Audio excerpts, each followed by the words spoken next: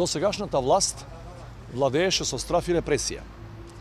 Еден од столбовите на таквата политика беше казнената политика. Таа политика по 11 декември ќе престане и ќе биде заменета со сосема друга, нова казнена политика, која ќе се потпира на превенцијата како главен столб.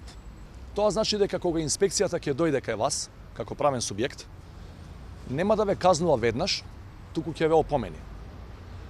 Ако повтор пат го направите истиот прекршок, тогаш правниот субјект ќе биде казнет, но најмногу до 50% од ова што е сега висина на казната за таков тип на прекршок.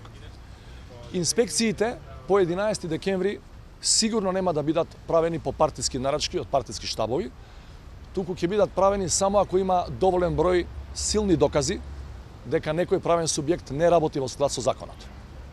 Нема да биде можно по 11 декември компензацијата за извршена извршителска работа да биде 5 до 7 пати поголема од сумата која треба да биде извршена. Судските трошоци и такси нема да бидат и не смеат да бидат повеќе од 20% од вредноста на вкупниот спор. Од секое платено ДДВ, 15% ќе бидат вратени на тие што го платиле ДДВ-то, освен за луксузните производи. Ефтината тарифа, која порано постоеше во времето на претходната влада, постоеше за граѓаните ќе биде вратена. Тоа значи најмалку 2 часа секој работен ден и тоа значи во текот ефтина тарифа во текот на викендите. Ова ние го нарекуваме мудра казнена политика. На тој начин ќе се собираат повеќе приходи и што е најважно, граѓаните ќе имаат чувство дека државата води сметка за нив, а не ги казнува со цел да ги пополни финансиските дупки кои самата ги направила со недомаќинско работење.